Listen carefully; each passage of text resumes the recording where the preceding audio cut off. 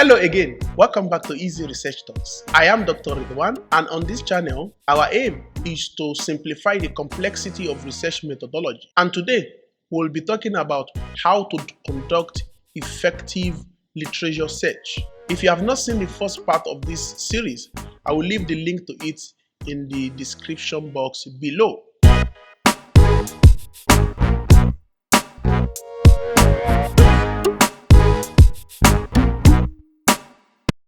So like I said, today we will be talking about how to conduct effective literature search.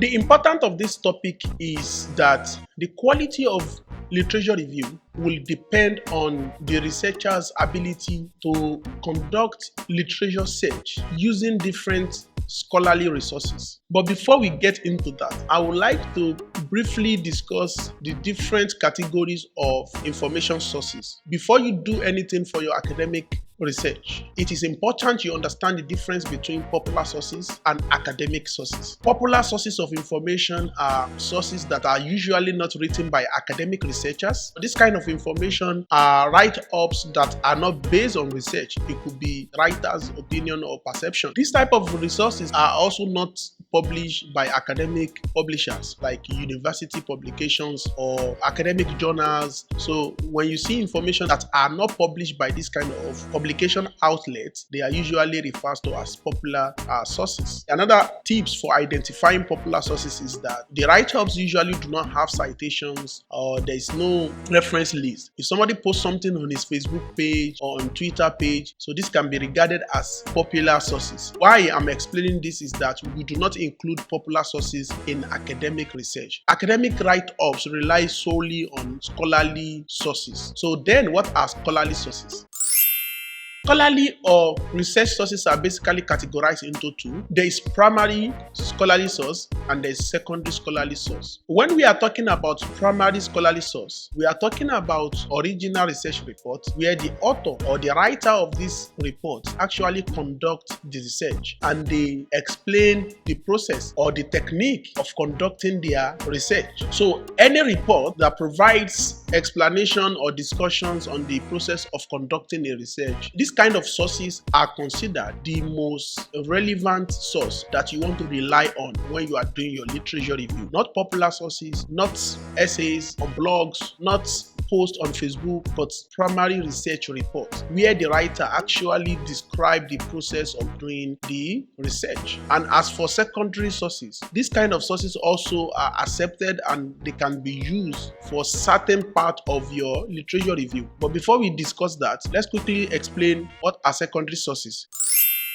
Secondary sources can be books or book of chapters where the report of a primary source, like the report of a research, are explained. So what you notice in book is that they describe concept, they explain concept based on findings of previous research. But this kind of sources do not necessarily have to explain how the research is being conducted. If I write a chapter in a book right now and I explain, maybe I can take a topic on social media, right? To be able to provide explanation of social media, probably I will rely on previous studies that have been done on social media in my own chapter.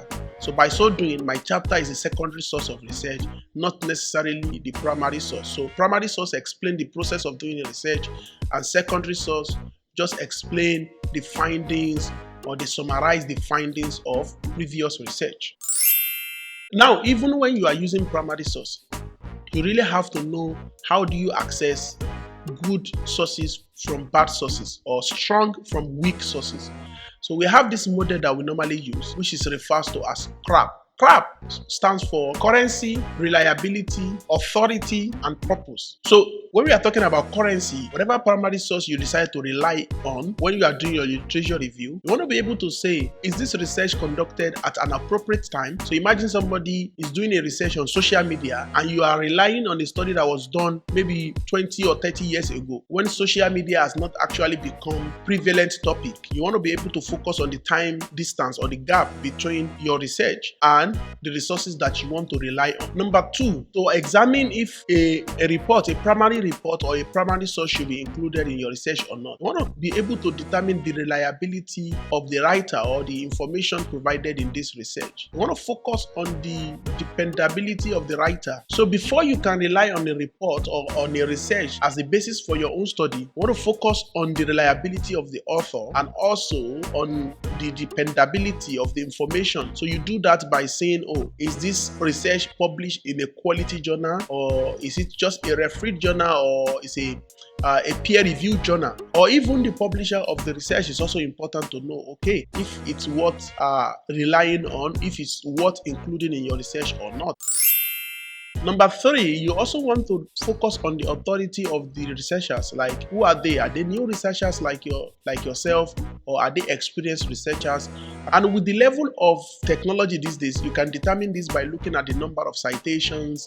So if you go to Google Scholar, you can see how many number of citations as the study or the report has acquired over time. Okay, how many number of people have included this research in their own study? And finally, you want to be able to understand the purpose of the research. Before you include it, you examine if the purpose of research is relevant to what you are studying. Because if I say I'm doing a research on social media, there are different angles to do research about social media.